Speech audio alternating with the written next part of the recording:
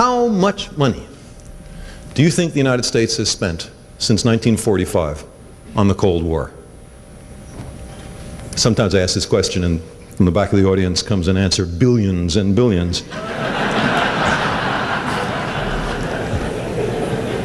A huge underestimate, billions and billions.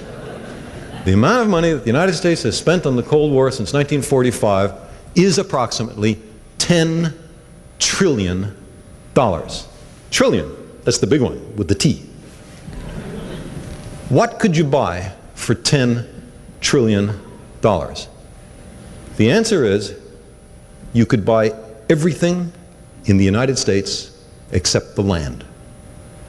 Everything. Every building, truck, bus, car, boat, plane, pencil, baby's diaper. Everything in the United States except the land. That's what we've spent on the Cold War. So now let me ask, how certain was it that the Russians were going to invade? Was it 100% certain? Guess not, since they never invaded. What if it was only, let's say, 10% certain? What would advocates of big military buildup have said? They would have said, we must be prudent. It's not enough to count on only the most likely circumstance. If the worst happens and it's really extremely dangerous for us, we have to prepare for that. Remote contingencies, if they're serious enough, have to be prepared for. It's classic military thinking. You prepare for the worst case.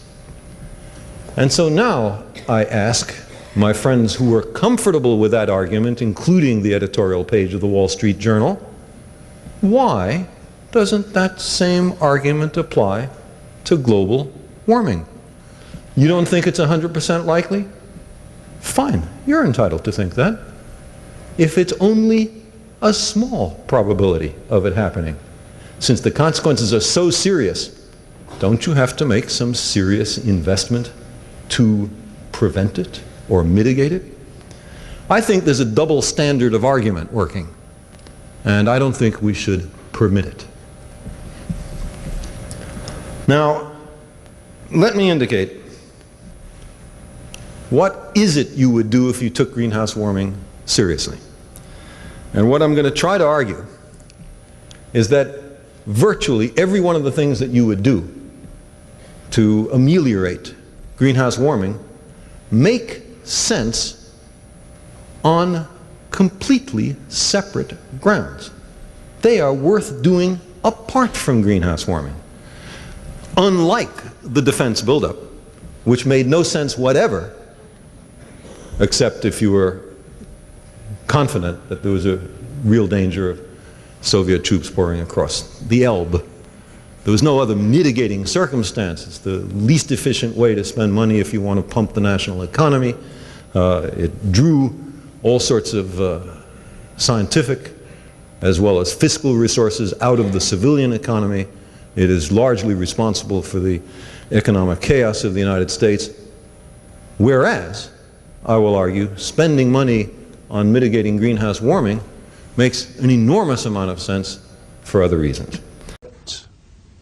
The space program languish in the last 10 or 15 years, as we have let all sorts of social programs languish, as we have permitted the amount of poverty in children to increase. Before the end of this century, more than half the kids in America may be below the poverty line. What kind of a future do we build for the country if we raise all these kids as disadvantaged, as unable to cope with the society, as resentful for the injustice served up to them? This is stupid. And then what happened with the resources is they went into increasing budgets for arms. Isn't that where the money went? That and making rich people richer. Those are the two places. Well, the thing about rich people, and being one, I guess, is the money all gets reinvested. If you've got money, you put it in a bank. The bank lends it out to people to buy homes or cars or whatever. Not poor people. But not poor people. Well, that's a good point. It tends to stay up at that highly stratified, very... More people get employed with capital formation and so forth. Are you a socialist? I'm not sure what a socialist is, Well, but I I know, believe just that but I believe that the government has a responsibility to care for the people. I'm not talking about dole. I'm talking about making people self-reliant, people able to take care of themselves. There are countries which are perfectly able to do that. The United States is an extremely rich country. It's perfectly able to do that. It chooses not to. It chooses to have homeless people. It chooses... We are 19th in the world in infant mortality. 18 other countries save the lives of their babies better than we. How come? They just spend more money on it. They care about their babies more than we care about ours. I think it's a disgrace. And this country has vast wealth. You just look at what something like Star Wars. The money spent on Star Wars, we've already spent $20 billion on it. If these guys are permitted to go ahead, they will spend $1 trillion on Star Wars.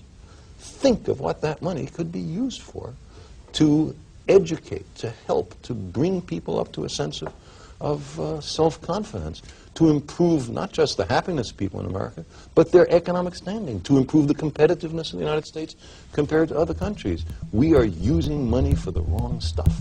Carl, do you think time